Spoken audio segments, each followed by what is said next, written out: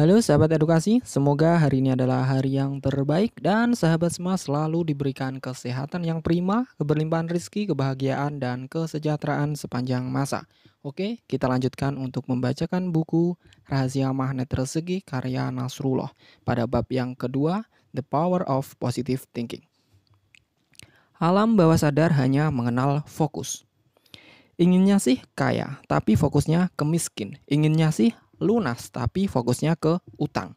Inginnya sih hidup bahagia, tapi fokusnya ke penderitaan. Alam pikiran atau alam bawah sadar kita tidak memancarkan keinginan, tapi memancarkan energi yang kita fokuskan. Yang menjadi doa bukan keinginannya, melainkan yang difokuskan.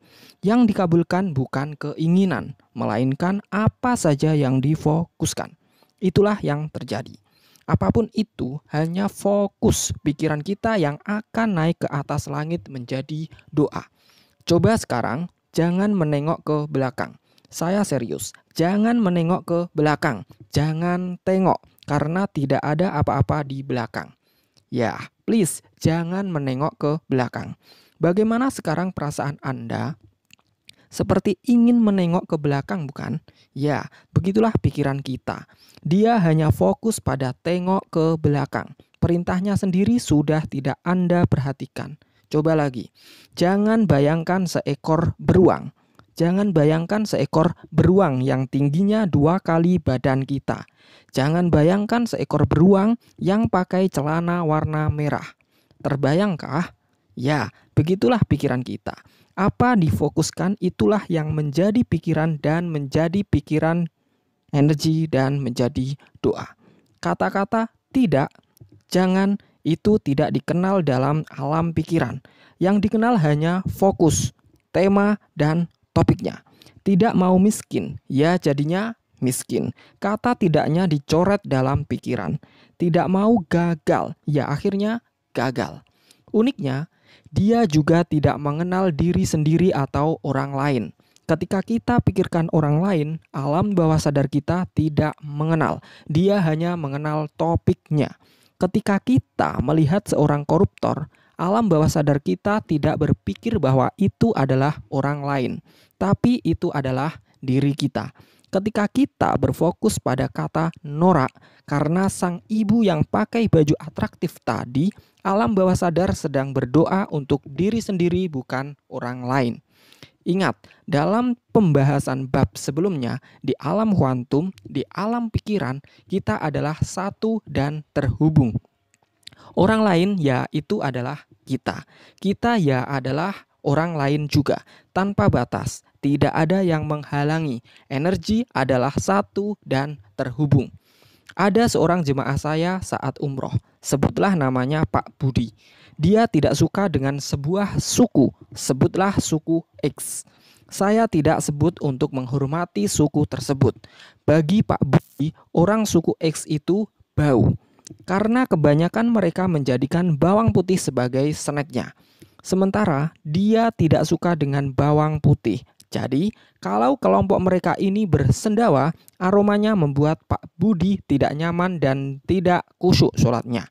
Akhirnya, setiap ada suku X di dekatnya, maka Pak Budi segera pindah dan menjauh. Suatu saat, Pak Budi sedang sholat sebelum asar, dan di sampingnya tiba-tiba duduk seorang dari suku X. Pak Budi mempercepat sholatnya, kemudian pindah ke tempat yang lain. Tapi di tempat yang baru malah datang 2 orang suku X. Pak Budi pindah lagi.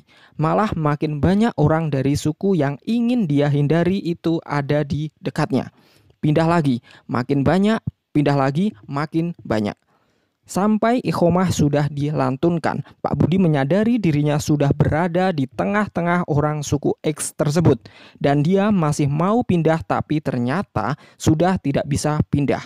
Dan akhirnya jemaah saya ini pasrah dan menceritakan ke saya bahwa itu adalah sholat paling tidak khusyuk yang pernah dia lakukan. Saya bisa membayangkan keadaannya. Bagaimana jika setiap orang di sana bersendawa, pasti baunya menyebar kemana-mana. Pak Budi belum menyadari apa yang terjadi. Dia segera bergegas ke kamar hotelnya dan mandi karena dia merasa baunya menempel di badannya. Tapi ternyata setelah keluar dari kamar mandi, Pak Budi malah merasakan semua badannya bau. Persis seperti anggapannya terhadap suku X tersebut. Sampai ketika Pak Budi tersungkur bertobat, seluruh baunya hilang. Ajaib. Apa yang sebenarnya sedang terjadi? Kan Pak Budi mau meninggalkan bau dari suku X itu, tapi kenapa kok malah seluruh hidupnya saat itu terhiasi dengan bau yang ingin dihindarinya? Ya, begitulah cara kerja alam bawah sadar. Dia menarik apa yang difokuskan. Apa saja yang difokuskan? Yang difokuskan inginnya sih wangi, tapi fokusnya bau. Akhirnya bau itulah yang menjadi nasibnya Pak Budi. Anda pernah mengalami? Saya yakin pernah bahwa disinilah rahasianya. Jika hidup Anda tidak sesuai dengan yang Anda inginkan, itu bukan karena upaya Anda yang keliru, tapi karena begitulah cara kerja hidup Anda. Nasib Anda adalah apa yang Anda fokuskan. Anda telah mengetahui rahasianya. Kini yang perlu dilakukan tinggal ubah saja fokus Anda. Semua fokuskan ke yang baik-baik. Insya Allah Anda sebentar lagi akan menjadi magnet rezeki yang dahsyat.